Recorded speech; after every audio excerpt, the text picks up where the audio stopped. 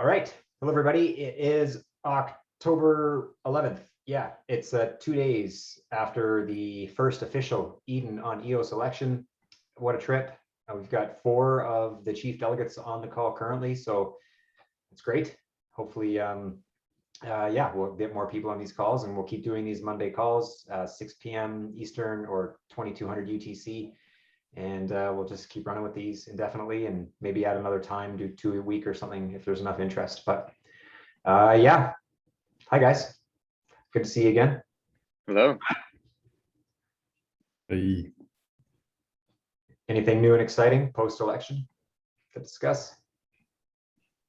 I just want to start off by saying that when I first joined Eden, I went on the Monday call and I had the very seed of the idea of EOSBs, and Mr. Brandon Lovejoy here really helped me make that seed sprout a little bit.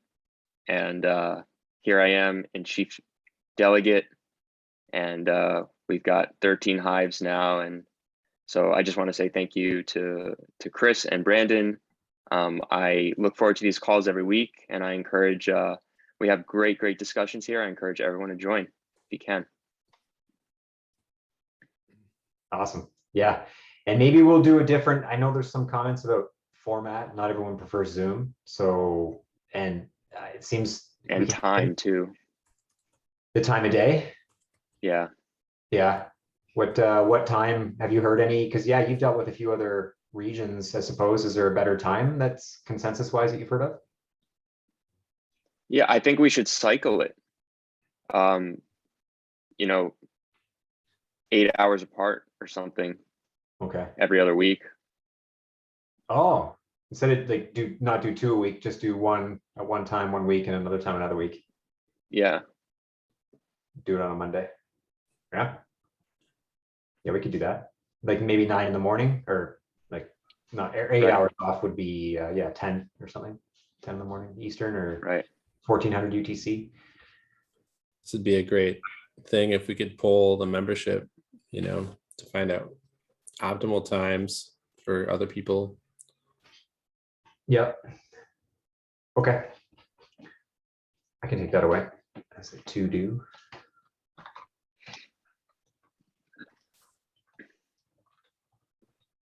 We could always drop another poll in the Eden members group, but it usually, I don't know what our rate of participation has ever been there. It's just like a traditional election, sub 50% participation. I mean, I guess Well, we got if to you- 60%, right, in the election. I think it was 59%.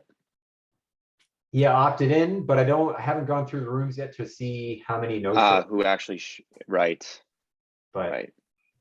but close, yeah. And I think there was some, like, definitely some technical difficulty, and this, it was first time and getting onto the Zoom and getting all that worked out. Certainly the next one will be easier. Like, you figure everyone who was in this election, good chance they're going to at least attempt or will be in the next election, and that'll be like they've now done this, so they're going to be more efficient. Maybe we'll have more time. I know I think we've all probably have some opinions on the timing of it all, whether 40 minutes wasn't enough, or second round onward should be longer, or the 10 minutes post that first Zoom should be maybe extended to ensure everyone had a chance to vote in case they had technical issues. Yeah, there's lots of good takeaways. Yeah, we should go through all that. Our feedback on the election should be a topic for today. Yeah, well, take it away. I kind of want to, I'm going to jump on my cell phone and go out. I got about an hour of daylight, and I need to spin one last rack here. So I'm going to, if you want to kind of steer this for a bit, about half hour, I'll kind of just chime in on my phone, but otherwise I'm going to not be on camera for a little bit. Sure. Cool. Take it away. All right. Does anyone have any opinions on or feedback from the election?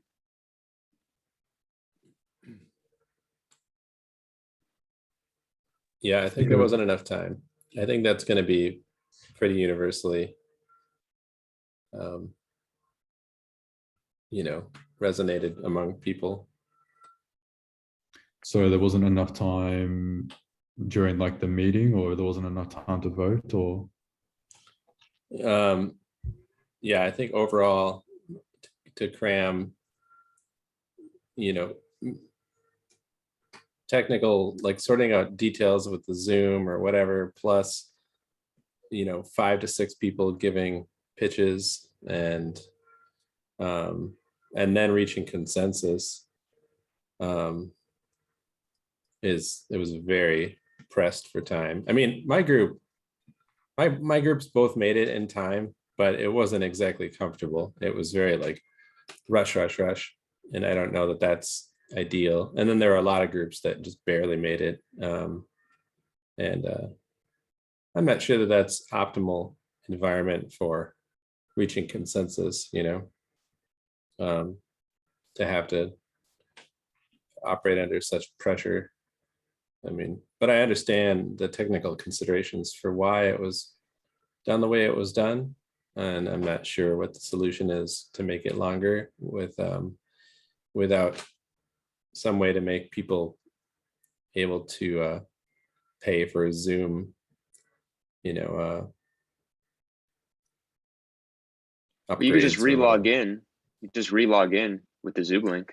Yeah, it's pretty suboptimal too, but it'd almost be easier just to like subsidize the cost of premium Zoom membership until we have our own video solution. I mean, I think Nuno was the host in the first group that we were in, Nuno Marcelino, and I saw it, we were down to 10 minutes and it gets that little counter at the top, and he upgraded it during the call. Nice. And I wonder how many other people did that, but yeah, I would vote for another half an hour or so, probably. I think in my call, yeah, we hit a 40-minute limit, and that kind of hit it. But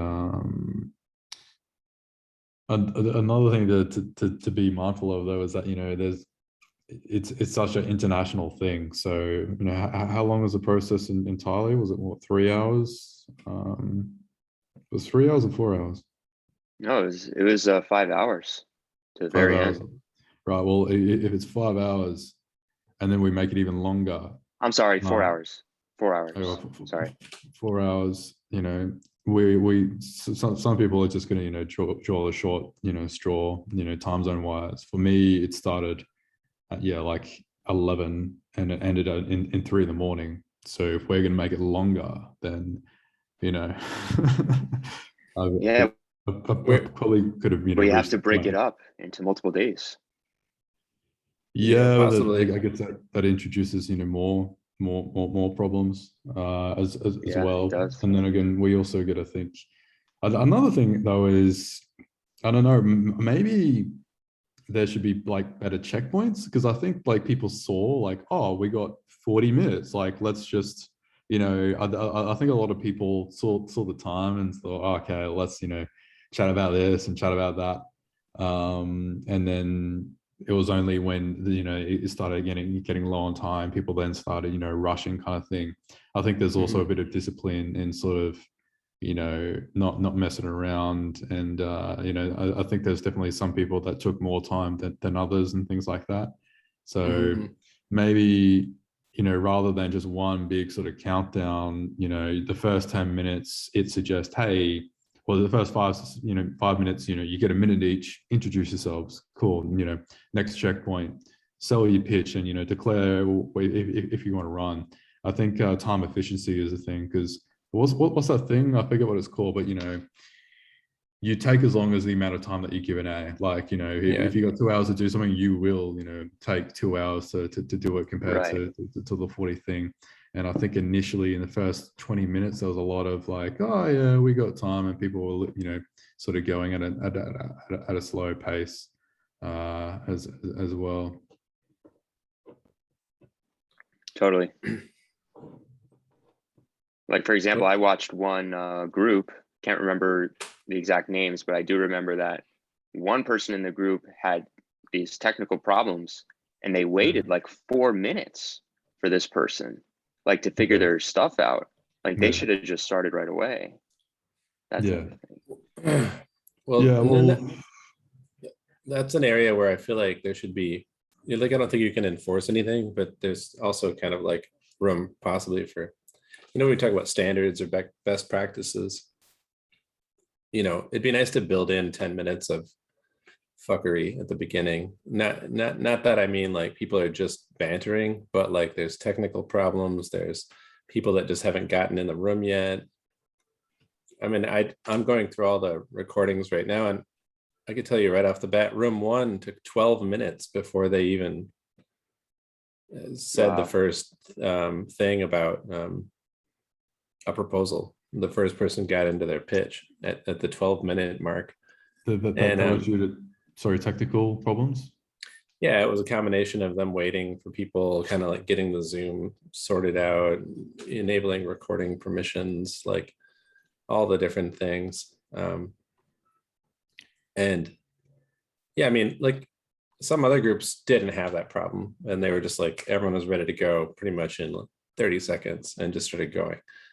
But you can't necessarily assume that everyone's going to be like, there's always going to be some hitch in the plan. And it'd be better if everybody was there. I almost feel like there should be like some sort of window of time at the beginning, and then after which it's just understood that you just start whether or not everyone's there or not, but that people have like kind of a 10-minute grace period or something like that to like get in the room and get set up and be ready to like go.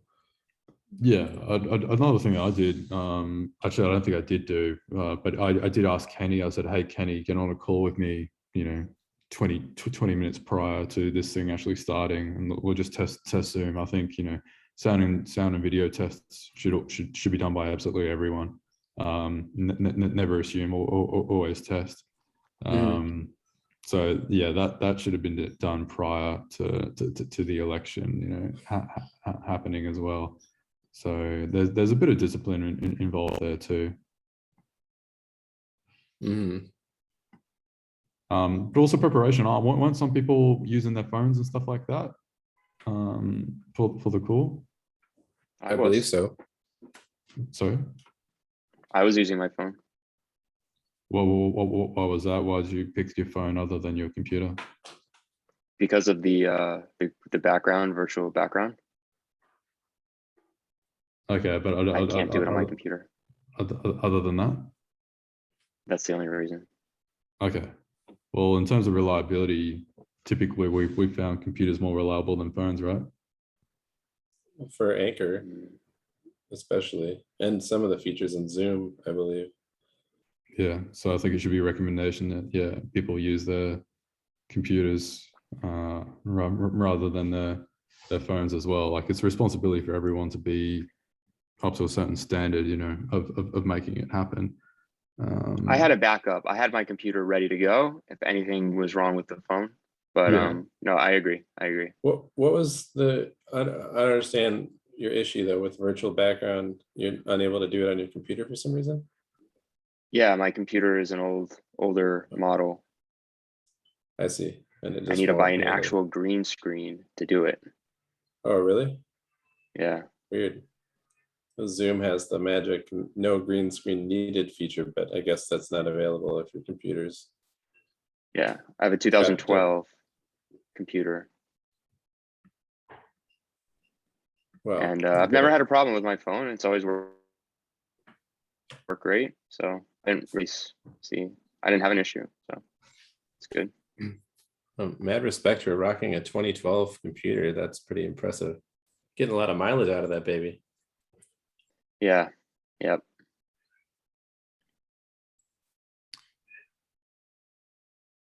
So yeah, but what if we were to sort of summarize it? I guess we can learn, better preparation, probably better use of time, as well. Maybe there should be a sort of suggested guide, not where it's like enforced, but basically, hey, this is technically what you should do by these sort of certain points of time, and if in the event that someone isn't not connected properly or there's sound issues or whatever, you declare you know, a skip or whatever, you go on to the next person, and then when they're connected, they can, you know, reestablish again. But yeah, I don't think time was used effectively there. And then at the end, have some time for voting at the end, in case of any technical issues. Didn't we have that? We had the 10-minute countdown, didn't we? It was my understanding that there was still 10 minutes after the Zoom call ended that you were still able to vote, but I didn't ever actually do that, so I can't confirm. I thought Chris was saying that he got in at the last second, Yeah, the Zoom second, like he did not have 10 minutes after. That's the impression I got. Well, that's what To I thought vote. was the case in my first round. So I was freaking out because it was like 20 seconds to go. And like, guys, like, shut up, just put in your votes. Like, I don't want you to, you know, miss out, kind of thing. And then suddenly it just like reset, and then it was like 10 minutes left. I'm like, oh shit, like people are still able to cast their votes. So that's the deadline. But I think, yeah, maybe that could have been a bit more clearer in the UI. Yeah. But yeah. Exactly. Yeah. In the UI, you have some time to refresh to see the things by doing F5 or Control F5.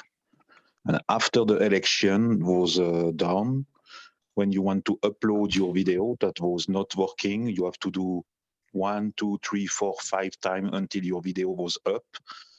And Brandon Fancher was fixing something with the Clarion team just after the election in order that we can upload our videos. And to upload our videos, we have to do first a Control F5 hard refresh of the Idonios portal page. Otherwise, you don't have the last changes that the Clarion team has made. So that was for the upload after the election. But during the election, the most painful, maybe for Chris Barnes, for example, that I have interviewed, he has stated that he was very stressed during the rounds because he don't have the time. He has to see with the eyes if the icon change, if something change in the UI, and if you have not seen, maybe you will be not in the right time. And you lose time. Yeah. So I think what like the first 10 minutes before the round actually starts, before the 40-minute Zoom, that 10 minutes would be better spent getting on the Zoom. But you couldn't get on it for that first 10 minutes. So you were kind of sitting there waiting, and then the Zoom starts, and then that's when you need the 10 minutes to get all set up. That would have helped. Exactly. But then the Zoom would be too long, so you lose the 40 minutes. But then when the Zoom ended, we had 10 minutes to vote. But I know if I wasn't clear, and the timer was weird. Like on my computer, it said there was 1:20 left. And then Mark, we hopped on a second Zoom to figure out what we were going to do because we hadn't reached consensus. And then he changed his vote, but it said like over, I don't know the timing, the sync was off on my interface, I guess, because it looked like there was over a minute. Then all of a sudden he changed his vote. It counted 5 seconds, and then it started going to the balls spinning. And I'm like, oh wait, wow, that was close. And but so maybe I know Ray had issues placing his vote. So I talked to Ray today, and he didn't mean to not vote. It's actually a funny story. He meant to vote for himself way early in our round. And he said the transaction went through on Anchor, but it didn't go through on the blockchain. So there was an issue. He didn't check the portal to notice that he voted for himself. He just thought he did. It's fucking awesome, because had he voted for himself and then he lost his computer, he lost his internet at the end. So he couldn't change his vote, and he would have voted for himself at the beginning, and then it would have been a stalemate because it wouldn't have been enough then. His vote got ported to me because he hadn't voted. So I was lucky that it kind of messed up. But his point was that 10 minutes at the end needs to be maybe longer, because if you have computer issues, which he did, he had internet issues, he couldn't then get in at the end to make that vote. So maybe I know, John, your point about it's already long enough, and that's a really good one. Maybe what we do is you do the first round on one day, make it longer, so that way all the people who aren't experienced have more time. And then the second, you just do another day, and then you do the last round or the second round, and then potentially the last round on the last day. You don't randomize it yet. You don't know who you're going to be in with out of those who got past the first round.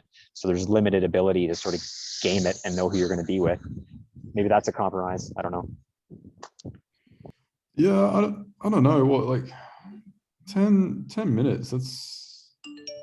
I don't know. It depends. I guess if you don't have a backup or something, and maybe, well, again, the first, the first mess up was, yeah, not having that that feedback. I know actually even Violet doesn't, give the feedback. Basically, if Anchor says it's okay, then it will take that, for as gospel kind of thing. So perhaps we can update the UI to actually, process Anchor, and then once Anchor says it's good, go back out to the blockchain, confirm that it's what was expected to happen had happened. But I don't know, 10 minutes seems like long enough to me to, I don't know, reboot your computer, or reboot Anchor at least, or jump on your phone to fulfill the transaction as well. Yeah. If you have a recent computer of this year or last year, 10 minutes is enough. It's clear. And also something that I was experiencing myself, each time that I was in the Zoom, the Zoom opened. I was for a while into the Zoom, and suddenly I was out, and I was not understanding nothing. Hopefully that I have 10 minutes, because I was able to install the last version of Zoom, 5.8 something, and that solved all my problems on my computer. Because now I am on my phone with the Zoom, like Jesse. I am on my phone, and that works always with my phone in all cases. But on my computer, I was struggling. And I remember that Brandon Fancher said, you have to install the last version of Zoom, make sure that you have installed the last version of Zoom. And I said, okay, I will do. I was not believing. I was thinking that was not that, but that was that. After, I was never losing the connection in Zoom was always fine. Only one time I was issuing an internet connection problem, and I was rejoining with the Zoom, because that was, the links were independent this time. That was totally independent, so that was possible to rejoin. And in our group, I was in the first group with Dario Cesaro, Drill Sergeant Zeus, and Karen Sullivan, the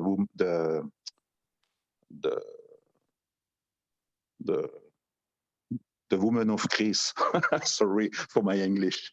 Karen Sullivan and Michael O. Sullivan of BioWire News. So we were 4. And there was missing a fifth guy, a guy of China. I don't remember. He was into the round, into the round 1, into the member portal, showed with his picture, with his avatar, but he was not into our round. So we were just thinking, okay, what we do? Should we continue, or if he has missed? So we said, okay, he's not here, so we have continued. So that was just that. Maybe someone is showing into the UI, but indeed he's not in the room, so into the group. So that could be, I don't know if it is normal that it is showing in the UI, but indeed he is not into the group. I think he is not in the group. He should not be appearing on the UI. I don't know. I'm gonna read a comment from hello, my name is Denik Heineck. I'm a high school, this is from the chat. I'm a high school teacher who got into crypto about a year ago, and I've gone down the EOS rabbit hole. I'm not very tech savvy. I can do the basics with transaction swaps, etc., but I don't have coding skills like most of you have. Well, I don't, Dennis. After reading More Liquid Animals and following all of you recently, it has made me wonder if I could have Eden help me by providing educational items that I can integrate with my high school financial literacy course. I teach 150 students, and I would like to effectively introduce them to the EOS world that I've really come to admire and enjoy. I'm thinking about basic intro educating and onboarding for our next generation of leaders. You are all experts in what you do. If I may add value in some way to Eden and EOS, I'd be interested in offering my services. Hope I'm not overstepping boundaries, as I'm not a tech expert, but really love the community of Eden and EOS and the vision that Janice shared with us. Definitely not overstepping your boundaries, Dennis. That sounds great. I know that if you go to eossupport.io, they're working on a lot of educational materials and onboarding, as well as I am the creator of EOSBs. We're also working on educational stuff. And so you can, I can send you, I'll write in the chat in a second, our Telegram handles to reach out to us. Yeah, that'd be great. Again, this is a little bit nerve-wracking for me because again, I'm new to the space, but just the idea of what you see in today's, the corruption in politics and all the divisiveness and what Dan is kind of spearheading and the leadership and what I think EOS is about. I'm trying to educate our kids. Obviously, I'm going to have to do it in a way that's not, I've got to be careful in the public education system. So but I want to present and while give kids choices is something to think about. And just whatever education materials, if there's something that I could help the Eden group, I'd be happy to do that. Again, I don't know how big or little my role would be, but I just thought I'd give this a shot and talk to you fellas. I saw that you were meeting today, so I thought I'd jump in. Awesome. Glad you did. And you should know that Chris Barnes has been really talking about wanting to get this, get fractal democracy into high school setting. We've been kind of brainstorming about how to make this like school curriculum friendly and maybe even have some like high school elections, take place using fractal democracy. Chris, I see you jumped on. Yeah, that's awesome. I forget your name. I didn't catch it here at the beginning, but what you're talking about is excellent. And you could provide a ton of value because you would know the structure of the material that we could help create. So if there's an efficient way for you to present information and a certain sort of set of high level bullets that you'd want to talk about, then we should absolutely work together and collaborate on helping you create what that would look like and create the material that you need, because yeah, that would be excellent help. And the idea was, we talked before about using this Eden process in a high school to do their student body president and the council election. So you get to the chief delegates, sortition or whatever, but you get to the chief delegates, which would be the equivalent of your high school board or, of the various roles. And so instead of doing a traditional election and getting the high schoolers prepped for democracy via the traditional means, let's do an Eden version. And then you're encouraging, and the sales pitch, I think you have to be, like you mentioned, you have to play within the system without being too overt, maybe because it is potentially a contentious thing to do democracy differently. We don't want to necessarily make that too front and center to ruffle the wrong feathers. But if it's about, this is going to allow for collaboration, and the student body now has to, this is an election where everyone gets to talk randomly. They're going to be sorted into groups and forced in a way to communicate with people in their school that they never really have a chance to communicate with. And if you did that in the gymnasium or in the cafeteria, and you set up the tables and a few teachers help curate that, it'd be a really bonding moment for the school. You're going to select your representatives as a student body from amongst the people, and everyone has an equal chance. All the reasons why we think Eden is so powerful, you can bring that to a high school. So that was the kind of idea there. I don't know what you think about that, as you're more talking about EOS education, but that's another angle, I suppose. No, absolutely. And that's something that my background is, I'm a math teacher, and I'm actually the math department chair in my high school of around 1,800 kids in Iowa. And this was kind of what you considered a class for kids that just needed to graduate a few years ago. And I was somewhat left alone because it wasn't No Child Left Behind Algebra 2 type of material. So they kind of let me do my own thing. So when I started thinking, well, these kids don't know much about money. So I brought in financial literacy as a math teacher, a little bit of what Dave Ramsey does. I don't agree with everything he says, but majority of it is staying out of debt. And just the idea of we're talking about saving money and things like that. Well, like today, just from what I've learned about how the government basically wants us not to save, because we got the interest rates set low. So we pump money in the economy, and so we're not incentivized to be a bunch of savers. So I originally thought of this from as when we get into the investing part of the financial literacy class to introduce crypto with a little help there. But if I could also maybe share what you're talking about with maybe some of my social studies teachers, or I could do that within the group of kids I have with my class, or maybe even larger, I'd be totally up for that. I didn't think of that, but that sounds wonderful. I definitely need some education on it. I've read the book once, really enjoyed it. More Equal Animals. I'm going to read it again, but I'd have to do it until I got comfortable with it. Hey, Well, Dennis. we could work together Can on I- that. Go ahead, Oh. Jesse. Yeah. Dennis, how did you find Dan or More Equal Animals, the EOS community? How did you find us? Well, about a year and a half ago, a buddy of mine has been into Bitcoin for many, many years. And of course, I started off like many people where I didn't understand it. And then I said, you know what? I'm an open person. I'll look into it a little bit. And then, like everything else, when you get down the rabbit hole and see that, that this whole thing started back after the crash in 2008 and the manipulation, and to make things more decentralized, I just really started taking interest in it. And so my friend of mine, Rob, really believes strongly in EOS, and he has for quite a while, pretty much since it started. And so that's what got me going on it. And like I say, I've been in this space for about a year, which isn't that long, but I've been just following you guys. And then the whole thing with Block One, and then with Dan, and then leaving Block One, but then the way he took, I think that the thing that really sparked it was when you go in the chat lines and you see everybody complaining about Block One and why aren't they doing this for EOS? Why isn't the price going up? And Dan finally said, I can't remember what it was, but he finally said, you know what? Why don't we take care of ourselves? Let's get a community rather than relying on somebody else. Let's make this a democratic process, and let's earn our stripes a little bit. That's the way I took it anyway.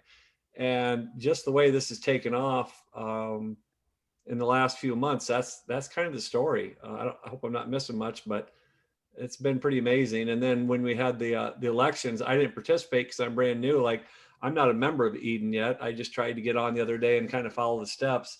I actually didn't know what to do. I put my Telegram name. It's John Kennedy. So this is my real name up here. But I just thought, I just love what you guys are doing and how you're using all the things that you're talking about with the democratic process the way it should be. And that's kind of where I'm at.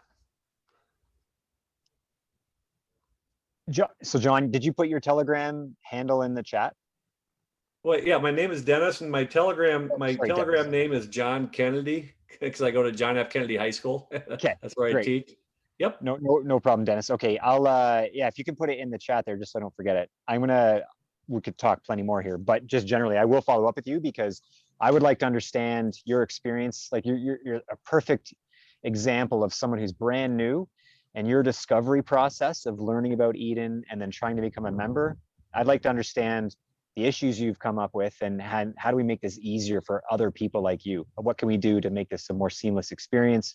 And if you have the time and the energy to help with that, that'd be, I'd really appreciate your input as to how we do this better. No, I appreciate that too, Chris. Thank you. So are you talking in Telegram, then the Telegram?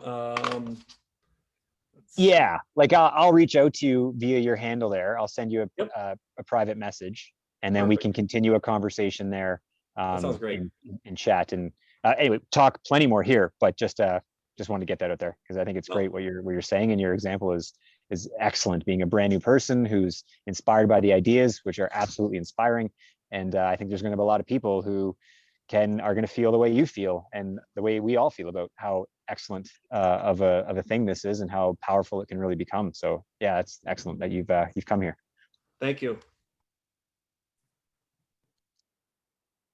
Yeah, that's fantastic.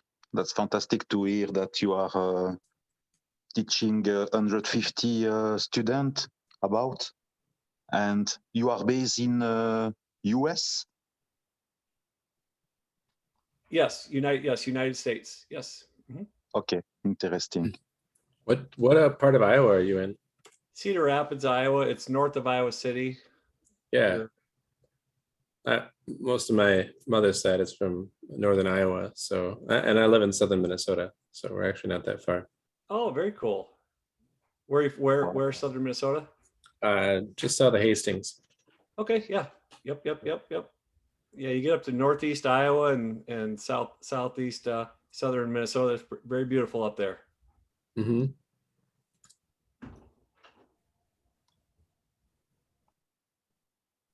I'm glad you jumped in. Yeah, I think doing this in a high school would be phenomenal. Definitely connect with Chris. Yeah, that's incredible with the student, because the student system also here in Switzerland, where I am based, that's totally broken. So that's totally, I think not only in Switzerland, around the world, a lot of the system of as it is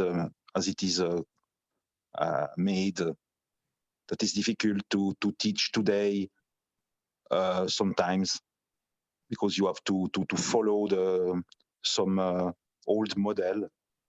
And with Eden on EOS, I think with this fractal governance process, that's give a chance for each and everyone to have a voice. So also for the student, so they can be better teached, and for the teacher, it's also a good winning.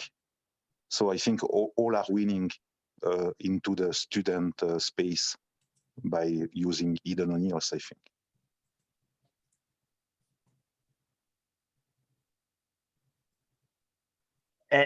And yeah, what we'll do too is when I talk to you, when I private message you, Dennis, in terms of your actual, what you're trying to teach in the math class, I think we could definitely get a few people to help. So when we get an idea of sort of your bullets and syllabus, I think there's a few of us who could absolutely support your efforts to create a bit of a curriculum there that we can potentially share this with all sorts of high schools and teaching about economics. And I mean, there's inflation in EOS. Let's talk about inflation. Is inflation a bad word?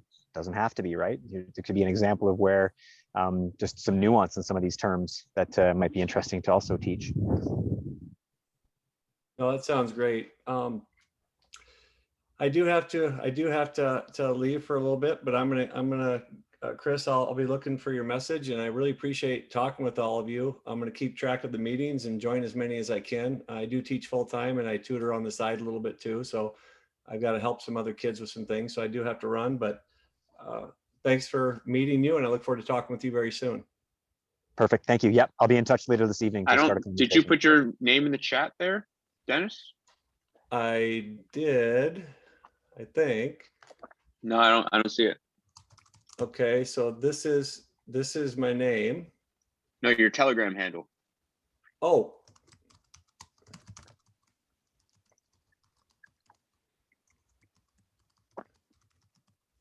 There you go.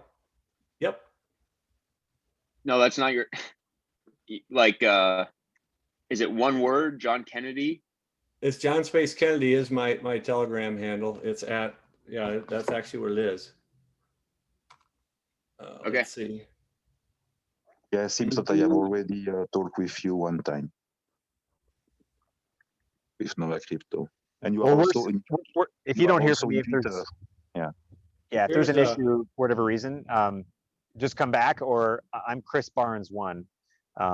So if you can find me, you could always just PM me. Mine's open to PMs. Okay, Chris Barnes 1. Yeah, it's the @ symbol. If you type that into the search, @ Chris Barnes and 1, you'll find me. Yep, mine should be at John Kennedy. So I'll put that here. We'll figure it out. We'll find each other. Okay, thank you again. Perfect. Thank you very much. Thanks.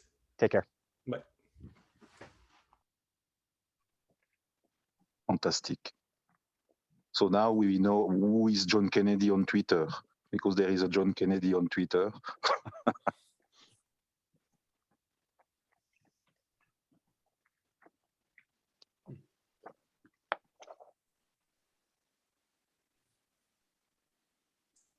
Yeah, like Seems kind of doubtful that's his Telegram name. John Kennedy. It's gotta be taken. My guess is that he actually doesn't got a handle yet. because like when you create a Telegram, you don't always have a handle. I don't think. Yeah. You gotta That's press right. the button or fill it in. So Hmm. he thinks his name is his handle when it's not. That's why I said try just add me, and then I can do it from after that. So we'll see. How awesome is that though? That would be wicked to actually help create a bit of a syllabus and course material for a math class. It wouldn't be a lot of work there's a few of us I'm sure would help kind of bang that out. And then to Yeah. try to get him what he needs and get us kicked off to do some graphics. And there's a few graphic designers in the group. We can maybe ship a couple of EOS to some people to help create a bit of a program so that he can take and pitch and say, hey, this is something we can do. We can do the student body president next year or this year, and for that matter. What time of the year? When do you guys do that in America? Pick that type of thing. I don't know. Canada was like around now, I suppose. Like I'm supposed to remember that. Yes, Lovejoy. You're supposed to remember. Oh yes. No, it's student now. body It election goes on is- now. So we'll have to see. Yeah, maybe it's not too late. That'd be cool.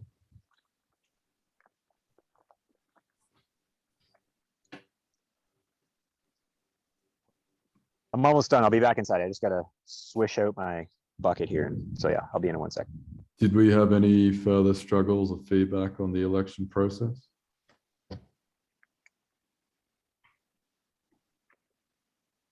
Nothing that we haven't already said.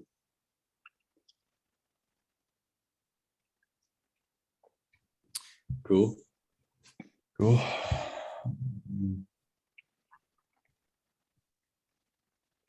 And what about the funding now? What about it? It's claimable to each of the delegates. They're just going to press the withdrawal button and they get the money. And you think it's enough to do your thing? Or I ask for you, John, for example, for you. Oh, right. For me, yeah, it's enough to sustain me, and then a little bit left over for a few other things, I guess. But yeah, it's not enough to sort of hire another developer and sort of get the resources. So I'll probably have to jump on Pomelo or something. Yeah. To get it serious and get it to a professional kind of standard. Totally. Yeah. And Pomelo, the status of Pomelo currently, that will be first a fake token to do a Pomelo playground. So that will be a platform with profiles just to test first and to see if it is resistant to Sybil attacks and all this stuff before to have the real Pomelo. So that will be at the beginning a test platform.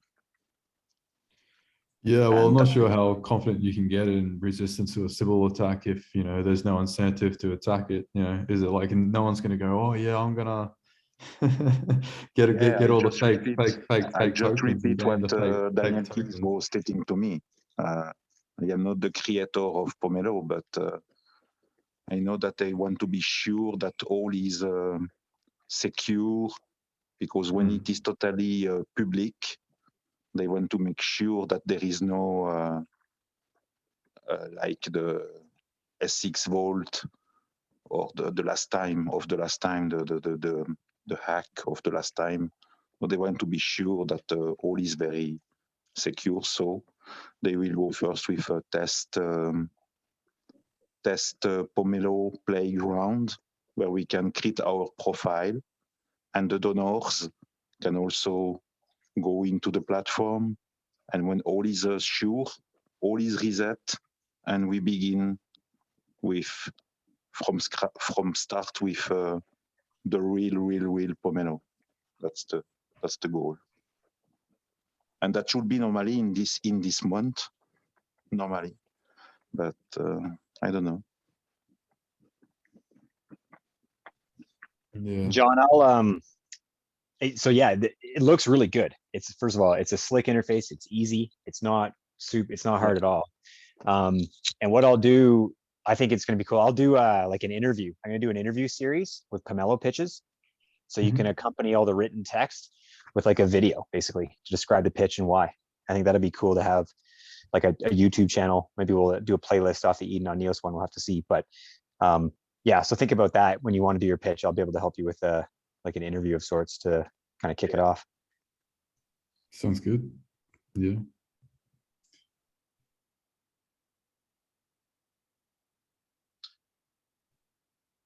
Yeah, I was thinking there is a lot of project like yours, John, where you have already invested in a short time already development. You have made a version, a quick showcasing your solution, and now if you want to continue without to be dependent totally of the arrival of the funds, you have to be also on your own money, on your own on your own investment, I would say. So I think this is not only you, this is for a lot of us indeed. If we want to do our solution, we have to devote, find the good way, the good gap, the good mix between patient doing our things and maybe expecting having money. So not easy. Yeah, I think it'd be a good investment for Eden and EOS community with the value that it can drive back to the token holders and again be something that attracts new members into Eden as well, because there's plenty of people that are trying to log in. I still get errors on the app saying so and so account tried logging in, but they're not a an Eden member, so it rejects them. So yeah, plenty of people outside that want to play with it, and sort of being funneled for Eden to access. So yeah, I think it'd be a good relationship between the sort of two entities and stuff as well. But yeah, I'll also have to reach out to Foundation and see what they think of. I haven't got any feedback from Foundation yet either. John, what is your apologize if this is asking too early, but what is your current thinking on, because I think I heard you mention that the requirement to be an Eden member is not set in stone. Yeah, I'm still, I think about that every day. Someone posted a pretty cool idea. Was it John Boyd? I don't know. But they basically said like a sort of Eden visa, so an Eden member can basically It was John Boyd. Yeah, cool. Well, yeah, basically promote another person and sort of be their guest on the system and sort of be able to post, but kind of have limited access. That sounds pretty cool to me. So perhaps that would be another option. Again, ideally we get as many people as possible, but again, I just want to. We still need to keep that sort of sense of community, and I think if we lose that, then again, we're in trouble and we create another problem, sort of thing. But also where we're at the moment is pretty good in terms of users, because at the moment we've got excited people that are providing good feedback. So it's probably good to again create a polished product that works well, and then from there bring on more of a load rather than have a million people reporting the same experiences and issues and stuff like that as well. So I guess it's just finding the right balance there. But yeah, just need the resources. Like I could spend the next 3 months in development just polishing what's already existing and not shipping any features, kind of thing. So yeah, more developers to help out would be amazing, and really bring what Dan's, because like Dan's got so many ideas. He just thinks on another bloody level. So I just want to absorb all the ideas that he has and see if I can get them executed. Do you know I can if give you John maybe a- Boyd? Sorry, I was gonna say something, but go ahead. you can go, ahead. Patrick. No, go ahead. Okay. Go ahead. John, I can give you like an international perspective in terms of onboarding. Like especially from the Vietnamese hive and the Spanish hive and people in Venezuela, in terms of like the UBI aspect of the VIO token. I think that was like one of the major points in Voice, and I was doing some calculations with the princess bees of those hives, and if they would claim, not like, I don't know how sustainable the current VIO price is, but just taking it now, it would be a super attractive place for them to go just for claiming the UBI every day. It would in Vietnam, for example, it's half the daily wage, the VIO tokens right now. Yeah. So that would be very attractive to people in at least from the hives that I interface with right now: Uganda, Venezuela, Vietnam. Mhm. So the UBI is something that could really be attractive for a lot of people. Yeah, you speak of UBI. It is indeed what is doing EOS microloan and EOS marketplace with this human generated finance UFI, where all is reinjected into the system that is self-generated. So how Maurice Vanegas is conducting EOS marketplace and EOS microloan, it is exactly doing a movement of human generated finance. So it's a kind of universal resource income, URI, something like that. So this is possible to repeat that, maybe, like you say, yeah, in Vietnam and Uganda, yeah, Africa, for sure. In all those countries where the price is, where the currency of the fiat currency of the country is so I would say so inflated. So that could be a good use case. Yeah, And it the could bring a EOSB lot of people into. Mhm. Yeah, exactly. So the EOSBs could be a solver for not alone EOSBs in conjunction with other solution, other proposal that were presented during this October 9. I think about eosaccount.io by John Boyd. I don't know if he has made a long round. I have not seen. But independent of this October election, he want to do something with eosaccount.io.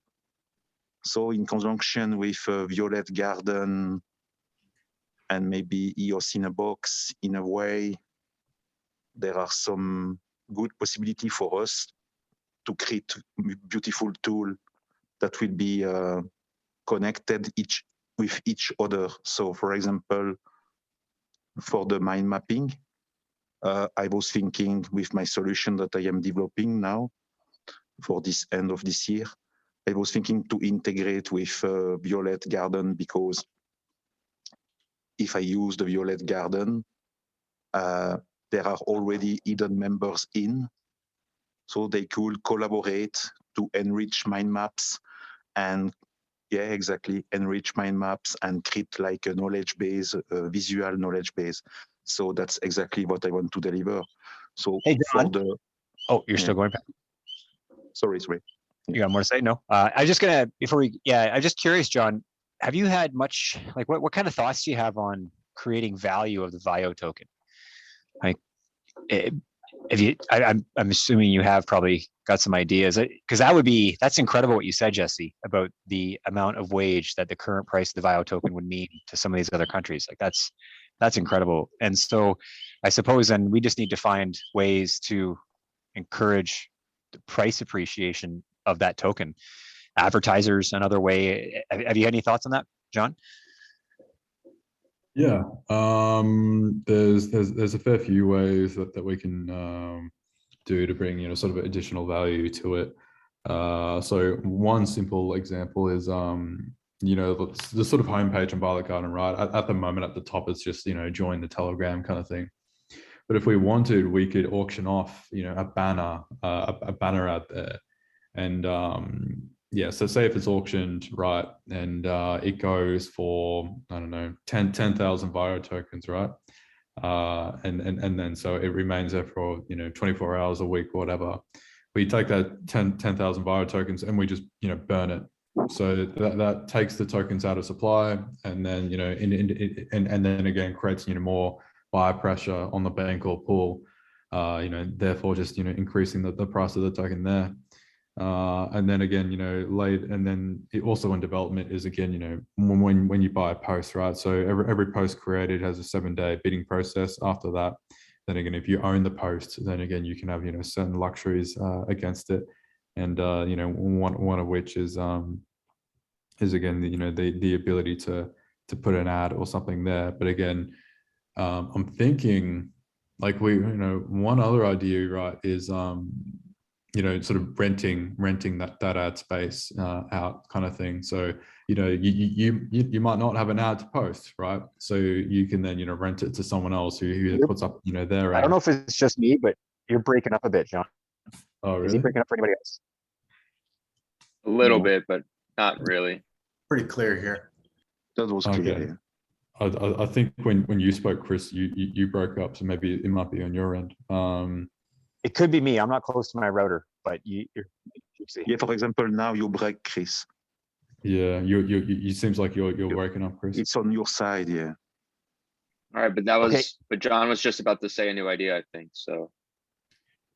Right. Yeah, so again, you know, renting, you know, your you know, the post that you own, you know, out as well, could be another option. And then again, you know, being paid for that in VIO tokens, which in effect, you know, makes it hard for everyone. Again, Dan, you know, come up with some sweet ideas. Again, I'm not sure if you read the posts. I made a post about, you know, the sort of roadmap and stuff that we can bring, but the communities section is amazing. So he suggested that we have, like, sort of inspired by the proof of work, you know, difficulty. We aim to have about 20 posts in the past 24 hours in a community. And then the difficulty is based on the amount of people posting, right? So if there's 30 posts in the community in the past 24 hours, the price of being able to post in that community goes up. And so again, the funds that that are collected, again, can be burnt or put into another, you know, bank or pool for people to invest in. So there's a lot of ways that we can, you know, create where we, you know, sell ad space or whatever, we burn the token, and then again we sort of, you know, in as a side effect, increase the price, you know, so long as there's enough demand for the token, you know, that remains, which again drives it back. I guess what we need to do is, because another thing that Dan had was, you know, it wouldn't be just Violet Garden essentially, because, like, you know, Violet Garden is based on the English Eden, right? Because that's what our Eden is. Eden on EOS Right. is the English version. You know, we can't be every language and have everyone on there, because when we do our elections, it's not going to work, right? So theoretically, there could be a sort of, you know, an instance of Violet Garden for every, you know, Eden that there is. So if there's an Eden China, there'll be Eden, you know, Violet Garden, and we'll sort of, you know, have those as well. So, you know, which, Why can't that be a different pool? Or a 'cause different even with community? Even in with Violet Garden. Hive, for each Sorry? hive. even with Because an a hive different, is equal to a language. So if each hive would have his violet garden, that would be nice, no? Into the EOSB system. No, I'm Because a talking about like hive, John had just said that it in a certain community, if there's enough posts and if there's a certain amount of posts, it's going to get more expensive to post in that community. So why can't we just have communities of different languages within one Violet Garden? right? Yeah. you can, but I think, you know, what Dan was thinking was the sort of, you know, independence of these communities as well when you have, you know, separate Edens.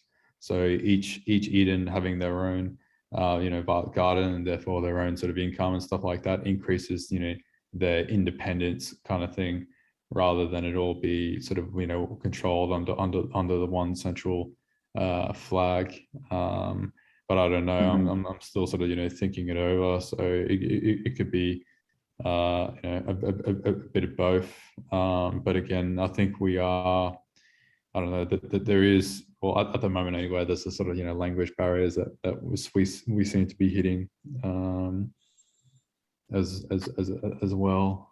So either we kind of work towards sort of separating that, so there's a kind of like an English section and there's the other languages, or again we have it tied to the Eden community, which also helps with, again, what you call it,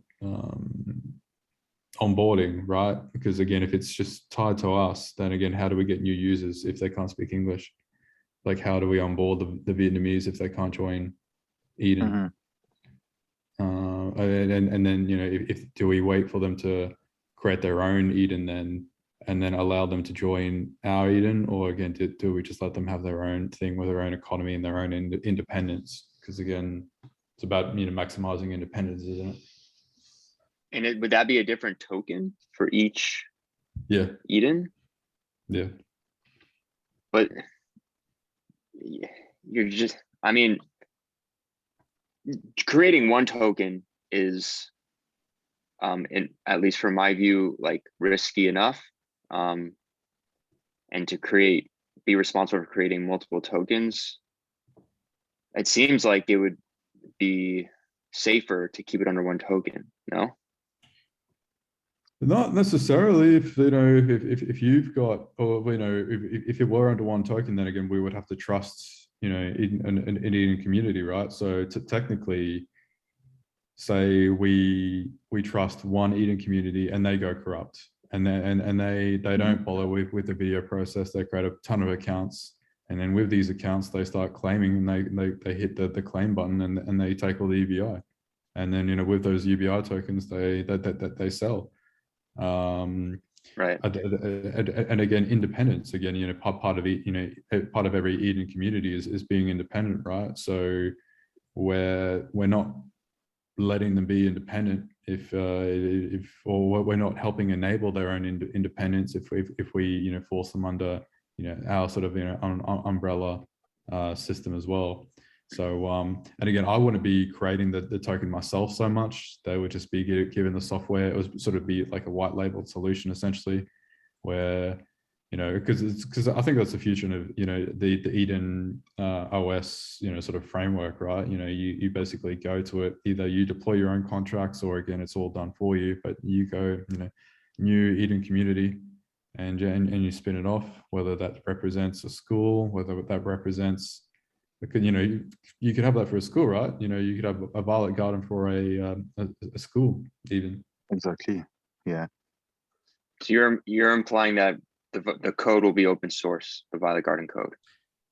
If we go down that track, yeah. Again, really, for anything to happen, I need bloody money. So, you know, it depends on how the funding is giving and under the terms that it's done. And then, you know, hopefully more counsel from Dan Larimer as well. But yeah, again, if we can maximize, you know, people's independence, I think that'd be great. Yeah, I mean, from Pomelo, I mean, I think you have an outstanding chance in Pomelo in terms of the terms. You just said that I've never actually really thought about that. I know with the Eden funds, there's no strings attached with the funding, but will that be different in Pomelo, and will that be different in the EOS Foundation? I would think not, but maybe there are terms. I don't know. Yeah. I hope it'd be pretty loose too, but yeah, we never know. And but yeah, I think really one of the biggest priorities for Eden right now is sort of helping the Eden the Chinese Eden be a thing as well, if that's not already. Do we know what the status is on that? Where is Chinese Eden at the moment? No idea. Don't know, but a couple comments. In terms of the example of the Vietnamese Eden, and then having the VIO token be applicable there, and then is it going to get gamed on that side, and how do we control that, right? At some point, even, and then when it comes to the Chinese Eden, there's still we're gonna have to solve this question of how does an Eden prove it's a legitimate Eden, right? There's gonna have to be some sort of criteria that's gonna have to be met. If we're gonna have these Edens that are all independent, unique communities, and we're gonna work together on some sort of common peace treaty, perhaps, the foundation is gonna have to figure that out, because they may be the ones, well, they will be the ones funding all these Edens. So there's gonna have to be some sort of benchmark, some method of confirming it's a real thing. It shouldn't have to be that difficult, but Who said foundation would be the one funding all these Edens? Eve. He said in the Eden member chat a while ago, he said Eden plural, Edens, and then it was a comment and it was deliberate. Like, so the foundation has its intention in funding multiple Edens. It's the reason why there's a reasonable rationale to suggest that it's sensible that the BPs go to the foundation and the foundation goes to Eden versus the BPs go straight to Eden. Because now the foundation can become this intermediary, and it simplifies things for the BPs, and the foundation can now choose or delegate funding to various Edens as opposed to each Eden individually going to the BPs. That makes sense. So they're going to have to solve this problem of what constitutes a legitimate Eden to then receive funding. I guess it just depends on the value and the reputation of that Eden and it brings. Again, if you give like $1 million or whatever to one Eden and they don't really come up with much, then again, you might not be so incentivized. They're not, it might not be in the interest of the network to pay for more, kind of thing if they fail to spit out, certain value. Or again, they fail to manage their management. So again, if their initial leader is, corrupt, like if our head delegate is corrupt and we fail to get rid of him or whatever it might be, then yeah. So I think what would make sense, I mean, we could talk about this tomorrow in our first board meeting, and I've mentioned it in our chat, but I think what would be cool is if this current Eden, first official Eden, now take it as one of our main priorities to help spin up these other Edens. And the way we can do that is let's start the same way we started, a small election, 1,000 EOS. Then we do a second election, 2,000 EOS. And then based on the outcome from both of those performances, 6 months later, now your first official election. If the timeline worked for us, it was patient enough, it allowed us enough time to grow gradually. There was plenty of evidence to prove that things were happening. And maybe that's how we can support these other Edens, stretch it out over time. So we don't, and then the foundation comes in, and maybe that's a reasonable thing we can talk with the foundation about. What do you need to see to then, what's your benchmark for an official Eden that you didn't fund?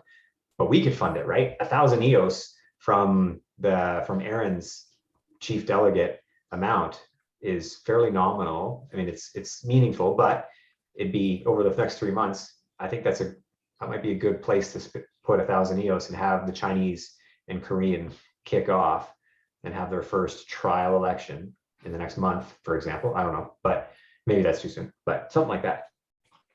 Yeah, I think we got to be careful with the resources and the energy that we do, spend, right? We basically want to enable them to do their thing and have their independence, but again, we can't, I don't know, sort of drag them through, or what's the word that I'm looking for?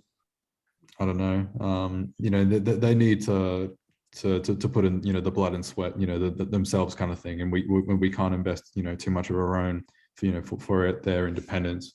So, you know, we'll give them the keys to the framework and making it happen, but it'll be up to them to, you know, get themselves going and stuff like that.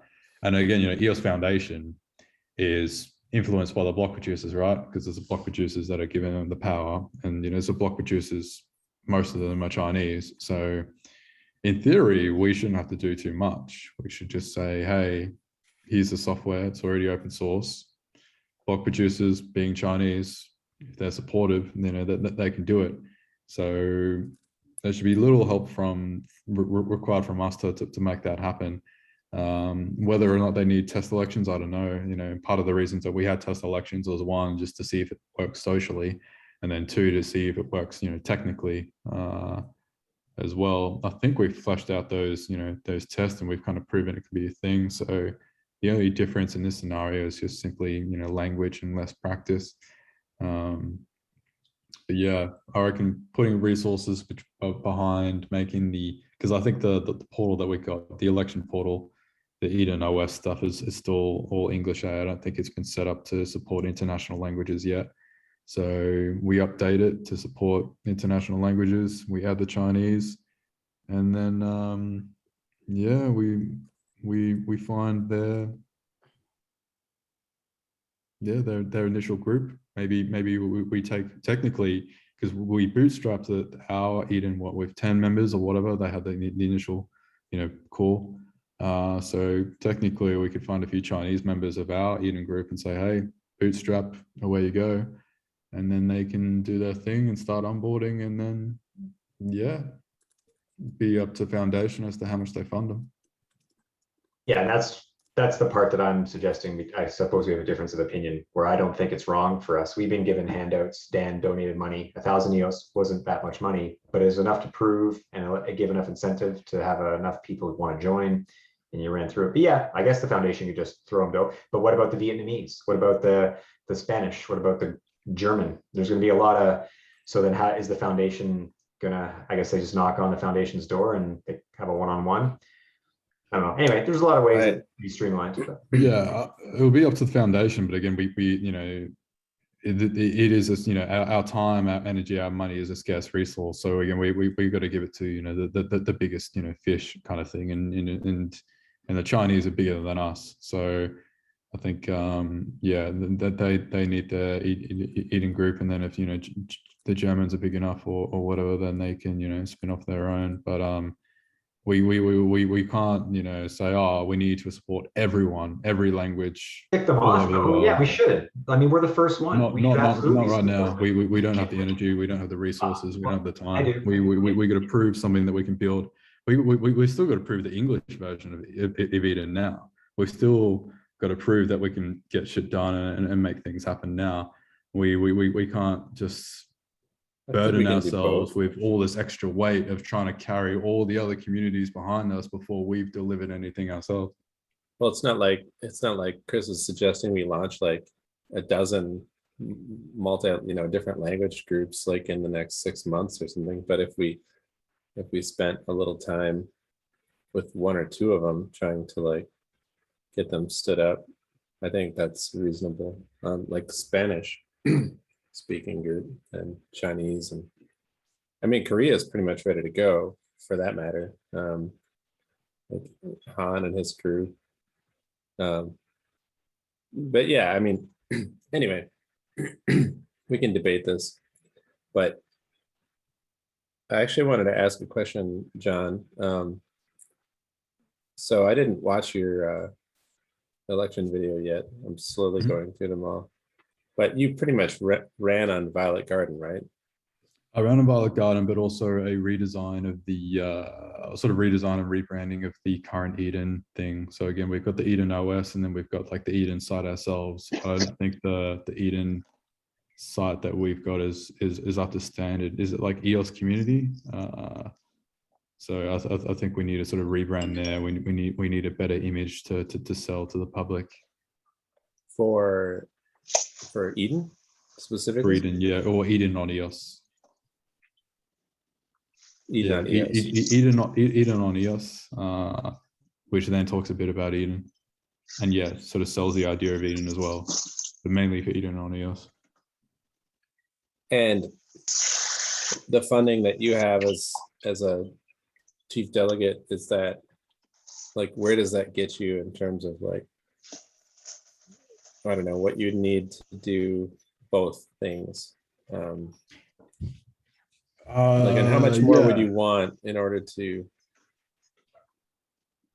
Yeah, to well, like- the idea was, yeah, like if, you know, sort of like 80-20, so 80 Violet and sort of, you know, 20 thing, you know, depending on the money and if that was feasible. But again, you know, I guess now it's really up to all of us as chief delegates to decide if this is, you know, a thing that we want to do.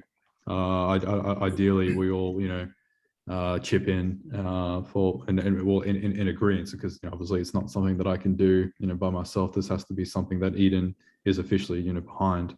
So Eden on EOS is officially behind. So if you guys are in an agreement, then again we can have a meeting and sort of establish a new, you know, website and figure out, you know, exactly what, you know, how much money we want to spend on it and what our goal is, and, you know, and all that, and what's within scope. But yeah, that was, you know, one of the things that I wanted to push forward, and that was part of my pitch. In Violet Garden, is that what do you need to make that, you know, to move forward on that? You need another developer on board? Yeah, well, I need all the developers I can, you know, get really, but yeah, another JavaScript, you know, developer would be amazing. If, you know, if not two, because both the back end and the front end is written JavaScript, and then a smart contract developer would be good as well, especially when delivering all this, you know, new stuff that Dan has had with the you know, the liking feature, the bank all pools, and all that, and then again just making sure everything's secure, fulfilling tests, all that stuff. Gotcha. So you could probably employ 3 developers. I mean, Yeah, if you easy. Yeah. If you had the funds, but one person would help. I mean, if we could get you like an additional hand, that would be. And what's the in terms of EOS, what's the kind of monthly burn for a single extra developer, do you think? I guess it depends on the skills of the developer, right? Well, one of the things with blockchain is it's still pretty, like, you know, niche. So if I get a pure JavaScript developer who doesn't know anything about blockchain, then they're going to be a bit cheaper. But, you know, if on the market, you know, I think anyone that knows EOS and knows what they're doing with EOS and can code a front end is you know, is worth some pretty good money. Yeah. What is WAGMI? John Heater wrote, we haven't been keeping up with the notes here, but Mark Shear took off. Got to run. Enjoy listening to you all. Talk to you later. Was a great meeting. Yeah, what's WAGMI? Internally. Good progress, everyone. WAGMI. Oh, he I left. think it's we're all Google. going to make it. WAGMI. What is We're all WAGMI? gonna- I have a comment about We all gonna make Like- it. Okay. We're all gonna make it. okay. Right on. I just got reminded of something that improvements for the Eden election. I think that in the next time for everyone, when they're thinking of their pitch, they should have a different pitch for each round they could potentially make it to. I saw evidence of pitching as they were going to make win sortition in the chief delegates. And so I think if you can have multiple pitches, depending on how much money you can make, that would make more sense. Yeah, I think part of my pitch was just saying, yes, depending on how much money I get as to, you know, what I can and can't, you know, do. And then that I also said that, you know, it's limited, right? So I think it's better spending all the money, you know, if there's not a lot of money, it's better spending all the money in one thing rather than giving a little bit to you and a little bit to you, not enough that you can actually do much with and, you know, sort of get mediocre results sort of thing. But yeah, I think that's a good idea. That's what I went with anyway. Yeah, it's not so much that you need a whole new pitch. It's just you need to have an answer to the question of, if you only get to the first round, what do you do? If you get to the next round, what are you going to do? If you win sortition, what are you going to do? As long as you have Right. answers to those questions, it covers it. I think what would be better is we just need more meeting etiquette. Kind of what John was saying. We don't necessarily need to go longer, maybe, if we can just get the Zoom kicked off earlier, better, that part, and then be a little more deliberate about 2 minutes each. Like if there was a timer going in the Zoom and you could hit start and you could see it spinning away and you each had 2 minutes to give a pitch, that would clean up so much of the preamble, which is all lovely because everyone's nice to get to know each other. But I don't know, I get a bit impatient. Let's get to it, kids. We only got 40 minutes there. So I think that would have helped, right? If we just had that little bit of a push, and that'll happen. Second election now, we'll have some opportunity to do more collect group meetings. And here's a better way to do this. Here's a good, here's a good template. Let's try to follow this and best practices, right? Yeah, I think again, I don't know. I think I spoke to Mike about the technical limitations, but again, that'd be really cool stuff that we could do if it was like within in browser, right? Like if say everyone is muted initially, right? And then if you want to introduce yourself, you press the introduce button, then suddenly the microphone turns on, you got a 2 minute counter and that microphone will turn off in 2 minutes. You will get cut off. And stuff like that. And then when you have pitches and things, because yeah, again, there's definitely some people that just take way longer, and then that kills time for other people, and then it makes other people nervous, and then they start stressing out and like, shit, I need to say something, and then sooner or later someone's going to speak over the other guy and stuff like that.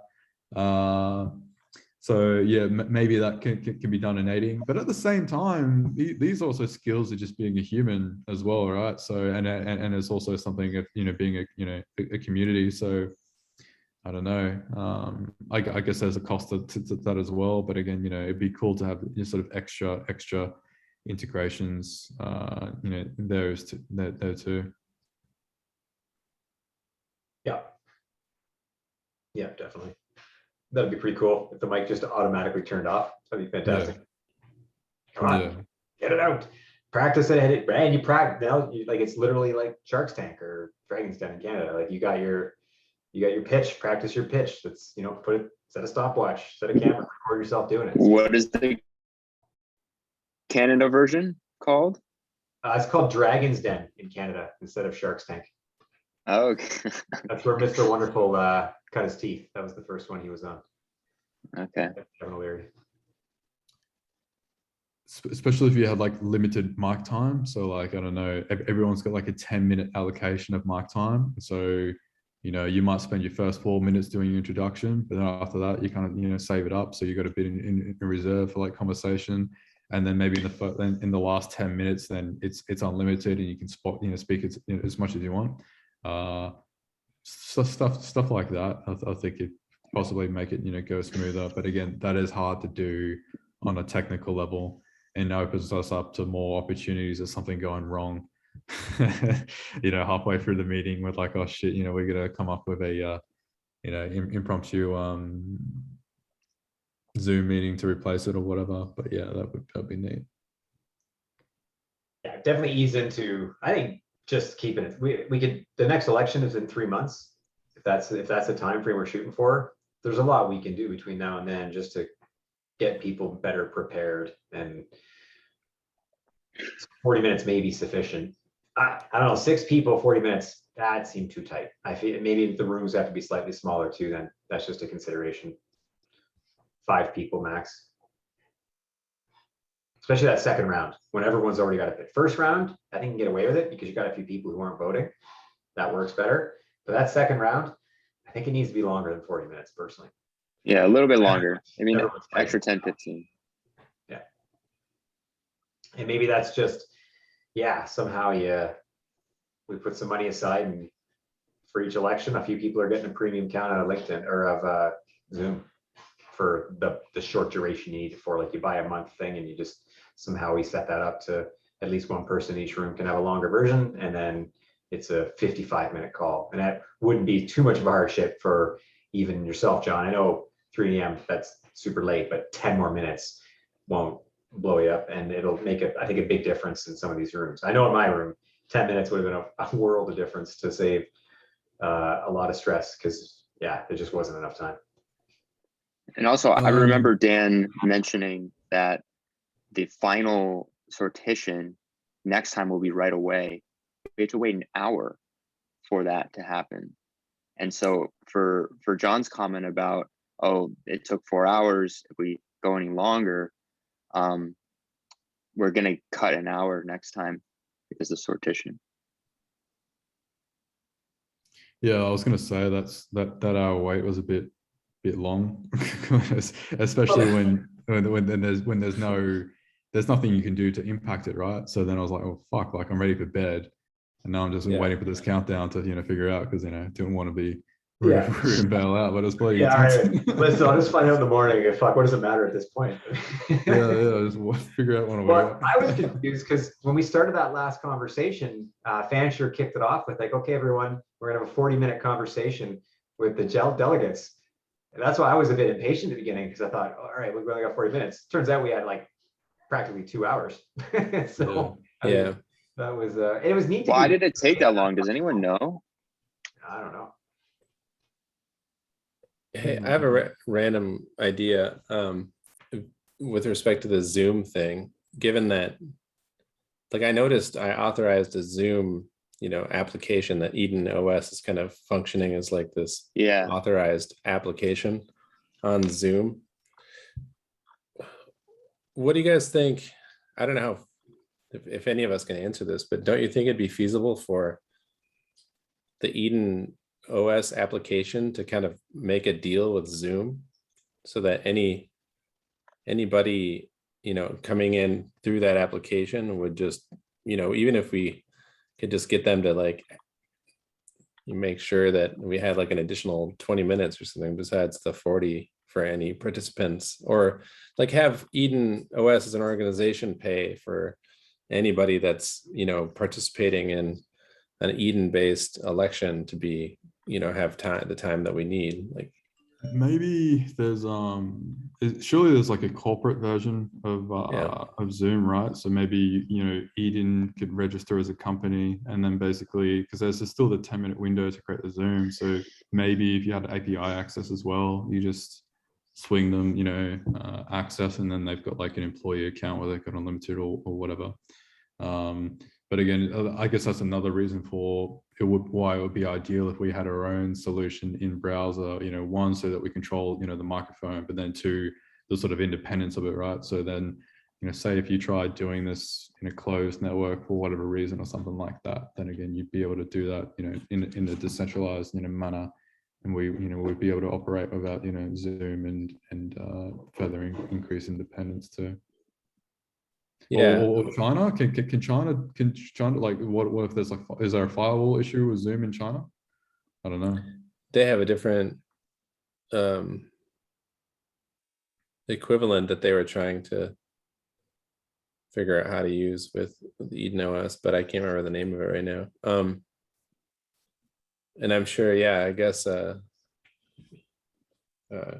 Gracie and all the other folks from China that participated must have used some sort of VPN or something. I'm not really sure. Well, it's another risk, like not being able to connect and all that, and sort of why I guess it's more important that again that they have their own independence and they have their own Eden group too. For sure. Yeah, in the long run, none of this discussion about Zoom even matters, but are we going to have our own homegrown video solution even for the English community the next election? I kind of doubt it. But maybe the election after that, maybe down the road a piece. But for the next one, anyway, this is a question for the Clarion-OS team pretty much, but I just thought there's got to be some. Brandon Venture. That was this Saturday, when Saturday, I was interviewing Brandon Fancher, and I was asking him, now that we have finished this election, can we expect to have in 6 months a prototype of the Clarion platform with WebRTC? And he was answering,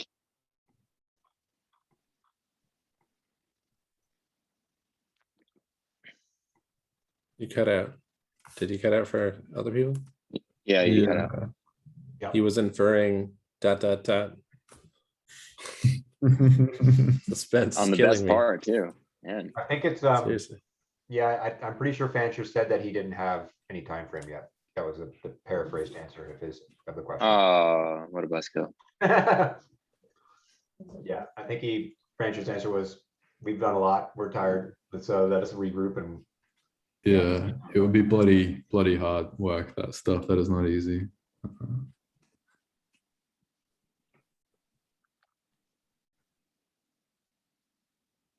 but yeah, the next election, surely we're gonna be doing it in Zoom again. So let's just figure out how to get slightly better at Zoom for the next round. It worked. Didn't- Hey, besides, we got through it. I mean, in the end, I don't think there was anything too catastrophic. I haven't heard, I still have to go through the videos, of course, but maybe some more complaints within those, but generally seems like Yeah. I'm still kind of worked out. I still want to do a group 9 postmortem. I should get on Group a 9. Zoom call with group 9 and see what happened and what was going on there. It's the only group that didn't reach consensus. Be a good learning Yeah. opportunity. I saw they kind of spilled over into the Eden chat talking about their projects, and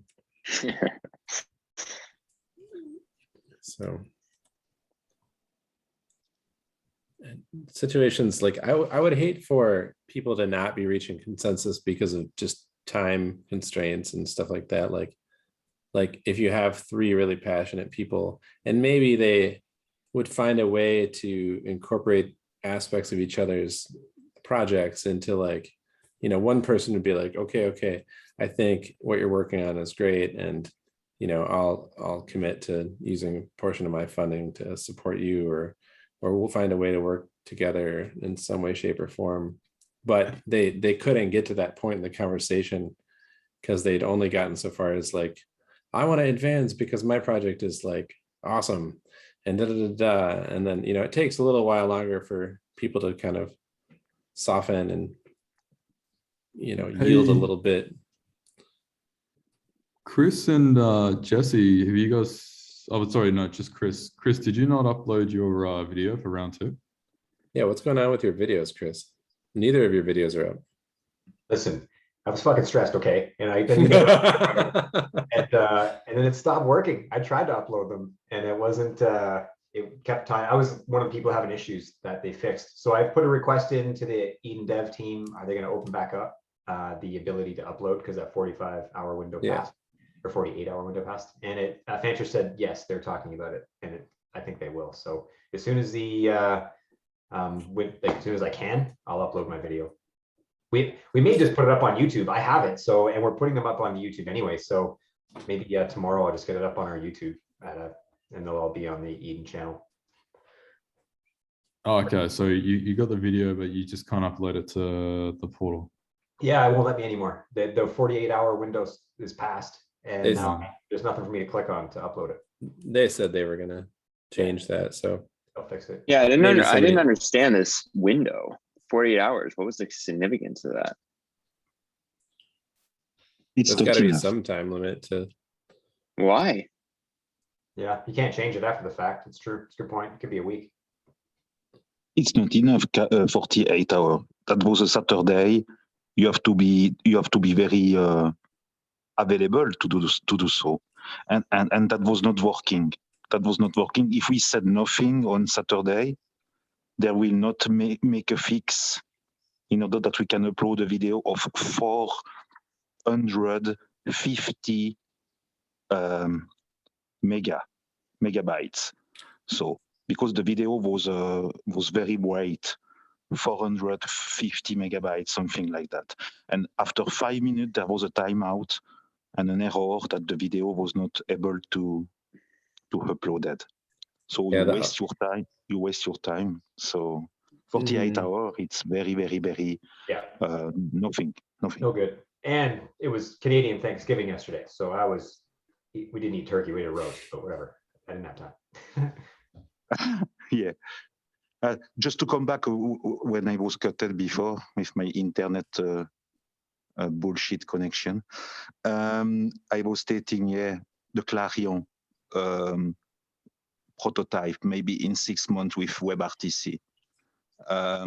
Brandon Fancher was stating that he wants to first have a good version of the Eden portal to make sure that all is very well polished for the next election. Indeed, that all is well refreshed. That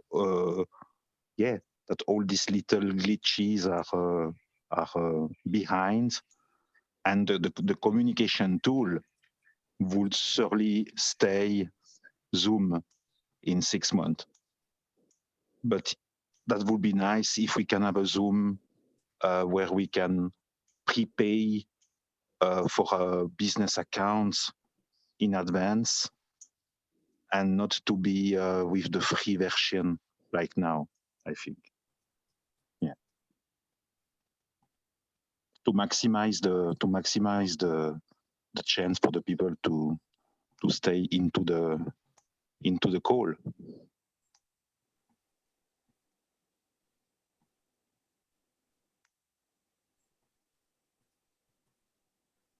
Yep, we'll be fine. We'll figure it out. The other are left. There's 5 of us on the call. Oh, yeah. And it is 2 a.m. Oh, no. Not quite your bedtime, so, you know. No, now I have paid for a solution here in Switzerland with my internet provider for $5 per month. So 5 Swiss francs, that's the same as the dollar. And this is with Jitsi and WebRTC. So you have a Zoom, you have a video with WebRTC. You have the chat, text chat, and you have also the possibility to share calendar, and you have also possibility to share document and collaborate in live on the same document, in a Word or in an Excel or in a PowerPoint kind of. And after that, it's all online. Huh? And after that, you can save on your local computer the Word or the Excel or the PowerPoint. So it's a solution totally collaborative, and that costs only $5 basically per month. And the server is in Switzerland. All is in Switzerland. There is no link with the US, no link with Google. All is located in Switzerland. So that's very secure and very easy to use. So a lot of companies now are not using Zoom. They are using some proprietary solution, more kind of private network. And I think for Eden, that could be interesting because we are a kind of little communities. And to be most independent, we should use a kind of solution like that, where we don't have too much connection with the big server like Google or Facebook, Instagram, WhatsApp, all this stuff. So if we can stay away of that and to be totally with our own solution, and like Clarion is not yet finished, we could maybe wait a long while. Maybe we could already use solution not so centralized. I don't know what you think.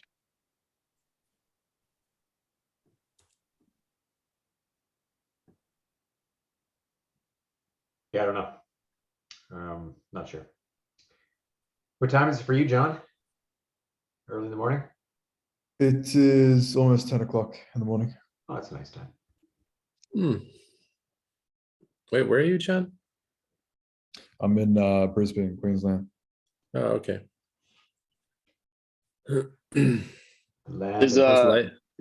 random question. Do we have like an accountant or CPA in the EOS community? Do we know of any person like that? Isn't Cheney an accountant? He's too busy. I mean, he's not, yeah. Oh, you want one that's available? Well, that's different. Yes. I found out, so in Canada, I was wrong before. I've done some little bit of research, holiday today in Canada, so I'm gonna call my accountant tomorrow. But apparently, if you win a prize, it's not taxable in Canada. So Eden is a competition.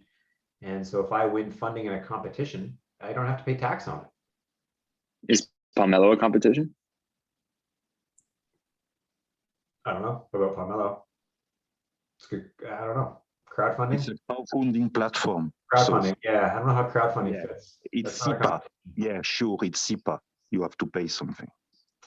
Yeah, I mean, yeah, so Canada anyway. That's But cool though, Jesse that's is, great. searching for an accountant SIPA. I don't know what the US is like though, whether you guys have the same rules for windfalls and lotteries.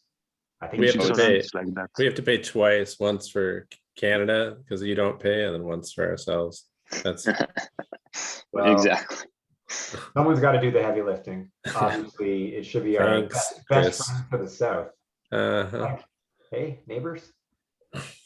We so I've spoken to accountants and this guy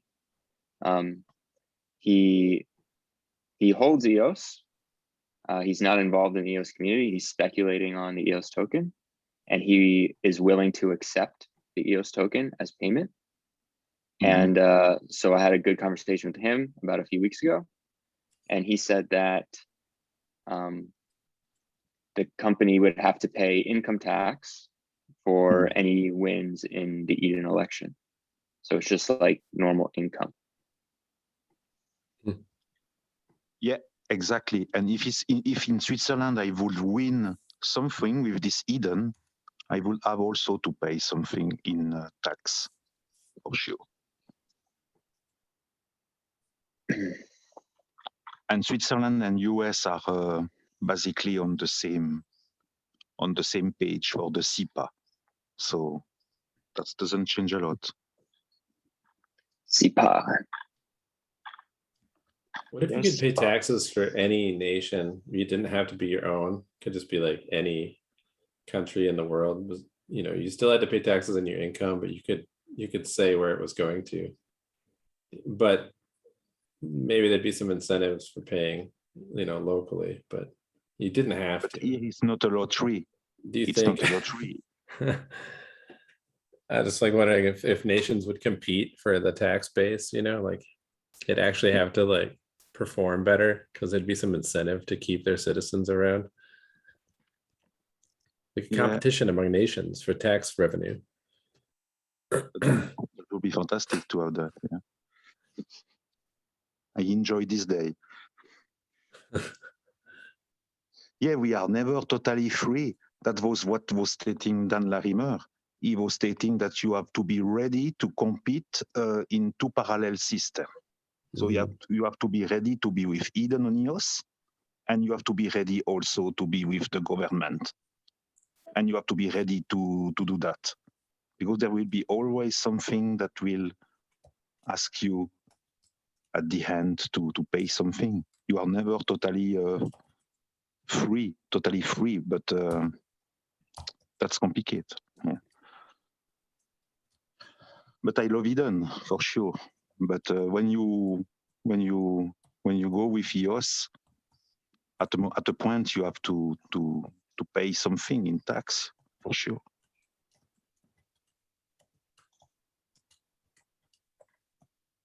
Unless you're Canadian.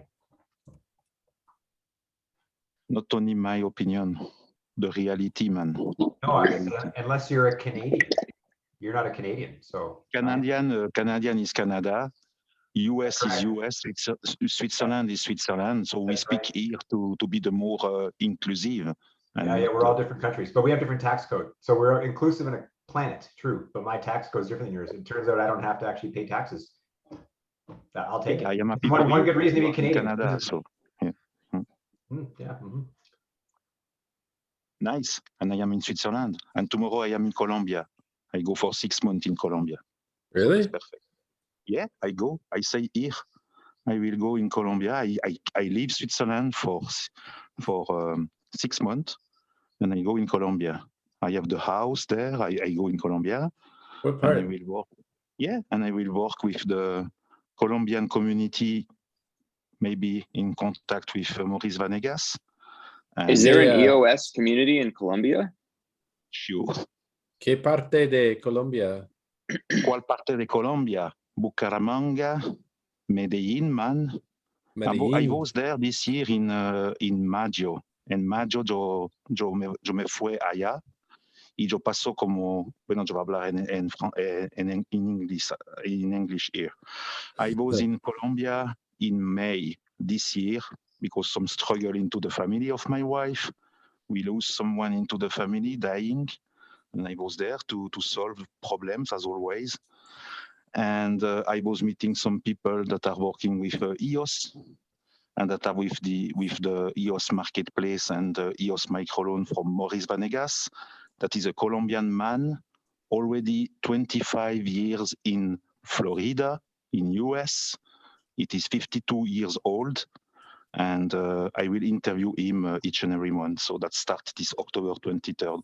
And here we speak about real problem with EOS and how it is solved by using the human-generated finance and EOS microloan and all this stuff. And we will share all the current problem and real problem that are happening in Venezuela with the jail of these 3 people and all the documentary that he has made. And he has made a beautiful documentary that is named Jekyll Island, where you know how the money is created into existence and how there was 3 Federal Reserve Bank in the US. There was not only one Federal Reserve Bank, there are 3 Federal Reserve Bank. So this documentary, Jekyll Island, you can watch. It is made by Maurice Vanegas. He is the executive director of this documentary. So you have to see this documentary to first understand how the money is created into existence before to come with a solution into crypto. And that's what Maurice Vanegas has made before to create EOS Marketplace and EOS Microloan. And that's work for Chile, for Peru, for Colombia, for Venezuela. And there is also in China someone that has opened a shop that is on the EOS Marketplace store. So that's a solution totally human finance. That's a kind of Eden. That's a kind of Eden already. And that's for fine. If we can do the same in other country, that would be a good repetition. So myself, I want to go 6 months per year or 4 months per year, we will see, in Colombia. I am organizing that. I will go there and I will continue to do my workshops. I will continue to do all what I do. And that's changed nothing. I will be in the time zone of 6 hours Switzerland and Colombia. This is 6 hours of difference. So I will be in the correct time zone to communicate with US. It would be perfect for the calls because now it is 2 a.m. here in where I am based in Switzerland. Each time we have an open mic, that's finished 2 a.m., 3 a.m. in my morning. So that would be nice. I enjoy to go in Colombia and maybe also in Venezuela because Colombia, Venezuela is totally neighbor. So I will be there. And for the EOSBs, that's nice because I can continue to do my stuff in the English Hive in collaboration maybe with the Spanish people. That would be nice. Yeah. Yeah, that totally.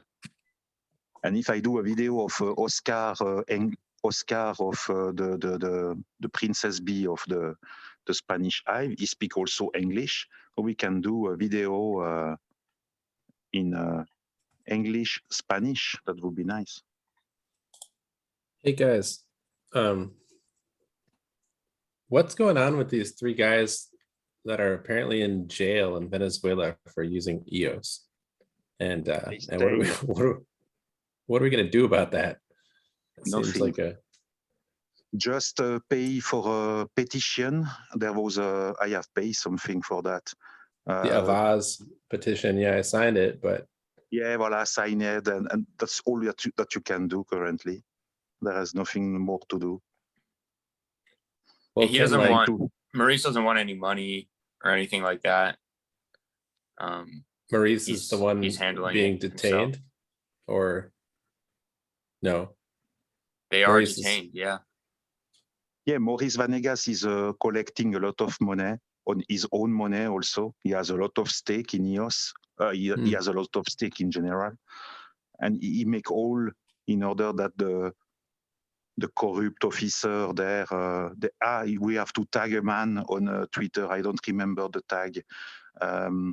I will, yeah, a man that is in contact with the government there, and yeah, that could take a long time to solve this issue. Yeah. What's the what are the particular charges? Why were they detained? Is it something to do with the federal government, or is it a local thing, or? Nothing. There was a corrupt officer that has denounced them as doing something illegal with EOS. You know, maybe doing some And money How did you laundering say- is what they claimed. money laundering. Voilà, blanchiment Okay. d'argent. Yeah, money laundering. Yeah, exactly. And it is not the case. They were just transacting in EOS and doing something with Finca tree with the farmers and all these things, and there is nothing wrong with that. So this guy is just a jealous guy and just insatisfied guy, and he want to make some problem for this beautiful gentleman. So and now they are in jail for something that they were making good. That's just injustice. So voilà. I I'd love enjoy to interview Maurice, because Maurice, I will interview him this week, the 13th, and the video will be published on October 23rd. And we will do that each and every month, a 30-minute monthly LATAM with Maurice Vanegas. He has accepted to do that with me. I am He's not able to paid, do I said. interviews even though he's been arrested. No, he has not been arrested. Oh, What? Sorry? I 3 thought. people who works for EOS Microloan have been arrested. Okay, so Maurice is just one of the main people there. Yeah, he's the leader who's trying to help him get out. Yeah, but at least he's based in US, and Maurice Vanegas is based in US. He's a Colombian, already 25 years in US, and he's an independent, and he pay for mobile phone, cellular phone, and he send all what the Venezuela needs to continue to live each and every day and every hour and every second. That's at this point. That's real thing. So I enjoy to interview him because we will share what we can share for sure. Some images, some what we can. But now with this guy in jail, we have to be careful what we say. Yeah. Are you familiar with the political history in Venezuela much? Like the Revolución Bolivariana and La all that? Revolución. Not too much, to be honest. Not too much. I'm just thinking, like, I don't know. I feel like if Chavez was still alive, he would embrace the cryptocurrency thing. And it's a shame that I don't know what Maduro is doing, the current president of Venezuela, but seems like he's taking a really bad advice from some really bad economists. And it seems like there's a lot of room for, I mean, if El Salvador jumped in on Bitcoin, Venezuela could surely adopt EOS. It'd be much more like effective, and they've already got so many people using it. It seems like the perfect situation. They don't even have to give up their national currency. They can do both, but I don't understand Yeah, why. so that's what we're trying to do. So the plan that we're starting to come up with is using the Wombat wallet with WOM Play. I don't know if any of you guys checked it out. They have many different, very popular mobile games where you can earn EOS for playing. And the Turkish Hive has really helped me with this. They like this. They play it. I tested it out. I played for 30 minutes. I extrapolated that to an hour, and I earned 0.05 EOS, which was around 24 cents an hour. Compared to the hourly wage in Venezuela and Vietnam, that is competitive. I mean, it's not as competitive as actually working, but you're literally just playing a game. And so with Wombat Wallet's free accounts plus WomPlay earning, that should theoretically, if we have the bees there promoting this, that is the idea to spark up what's going on, for example, with Axie Infinity in Thailand. But I can tell you that in Colombia and Venezuela, they don't have time to play to Wombat play into Wombat. They want just to I don't minimize that for sure, but I would say they are more concerned by their life to continue to have something to eat and to do something to deserve their salary. Yeah, but EOS Marketplace, you could pay for food with EOS.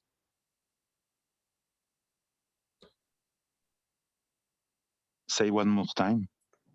EOS Marketplace, you can pay for groceries with the EOS token. Yeah. Okay. Yeah, in a certain for sure. region. There is room for that also. There is room for that for sure. Yeah. But now Maurice he has two challenges. He has to try to make free these three people, and at the same time, a big precedent, if it is working, that would be nice, to make recognizing, to render official, to officialize EOS Marketplace, EOS Microloan by the UCAD. That's the same as the SEC in the US.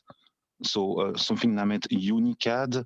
I don't remember the name, but that's indeed the same as the SEC in the US. So he is currently trying to make accepting all what he has built indeed.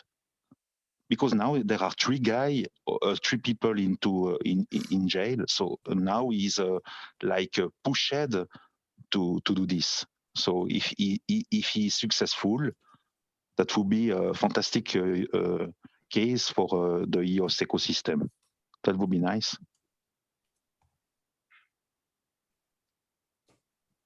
Yeah, I'd love to see it.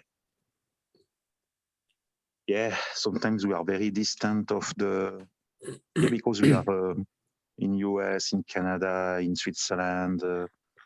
We are not really into the big. I don't know. Yeah. Sometimes. I would love to see Eden on EOS make some sort of symbolic gesture towards Venezuela, and potentially towards these three people. That would be nice, yeah. Or the EOS Network Foundation, the ENF, that Yeah. would be nice also. But I don't know what the appropriate gesture would be, or and how deep, you know, any of us want to get in, you know, like sticking our fingers into like the affairs of a sovereign nation in terms of like, you know, but Yeah, this is for that I am sometimes like scared that we are all on Zoom, because Zoom is not so. We know that all is not so private.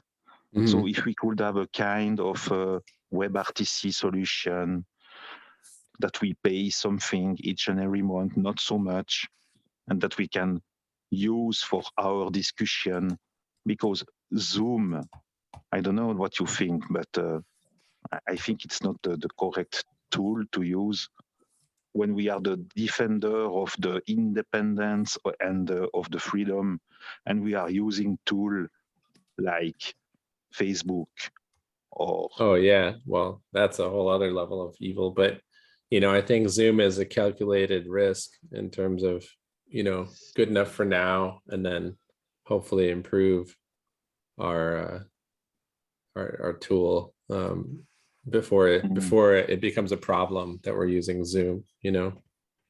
yeah, because our discussion are sometimes a little bit at the limit of we want to solve a lot of things, and at the same time we have the government beside, and I don't know if our discussion are yeah, for sure we are listened, for sure. For sure. Yeah. Yeah. Okay, so if someone is hearing us now, we are in Eden on EOS, and we love that. Okay, so Yeah. what we can do more. Yeah. We've lost everyone's video. It's just you and me, Chris.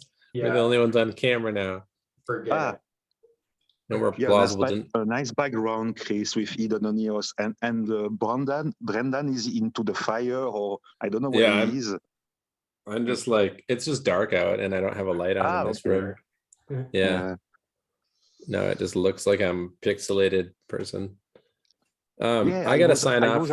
I was asking to Chris during the interview on you. I don't know if you have watched it yet, but I was asking what Brandon Lovejoy has proposed into the last round, and Chris was just stating, yeah, you know, he's a charming man, beautiful man, and that was nice. That was nice. And he's also and your interview with Brandon Fincher that you make, that's just hilarious. That's just fantastic sometimes. Yeah. Well, yeah, I mean, Very all serious, but also sometimes some joke and all. Yeah, that's very I would say English humor. Yeah, fantastic. Wait, was there a question in there, or are you just making a comment? Was there a question in there? In your? No, that was just a constatation. No question. No. Okay. Just to say that I love we love you. You are Lovejoy, you know. I appreciate it. Yeah, Lovejoy. That's the name. I don't know if it is a name very common. I don't know. I think it's fast unique, no? Yeah, it's English. I traced the Lovejoy family back to the like 1564 or something like that in England, and then before that, I think maybe they came from France. I think Lovejoy is maybe a bastardization of somebody, a French-speaking person, saying they're from Joie, like Les Joies, and then it got turned into Lovejoy. And then that's like not just my theory, but that's people's theory about where the name Lovejoy might have come from before it was English, because it wasn't English for long. It was like English for I was thinking that your ancestor could be maybe Ada Lovelace. That was the first programmer, you know. Yeah. The first programmer of the humanity was Ada Lovelace. And Yeah. there is the language Ada. So that's Lovelace, Lovejoy. I was thinking, yeah, maybe. No. No. No. There's some interesting Lovejoys in U.S. history, though. If you look up Elijah Parrish Lovejoy or Owen Lovejoy, who was a congressperson, and Elijah was an abolitionist. Very interesting. Hey, later, Jesse. I got to run too. All right, we can probably shut this down with 2:15 in. Yeah. Nice talking with you guys, though. And we are only 4. Okay. Good night. Good night, John. Whatever you're doing. See you later. Awesome. Okay. Thanks, everybody. Thanks for the time. Thanks, Patrick. Later. Thank you. Thank Brandon. Bye-bye, Bye. guys. Bye.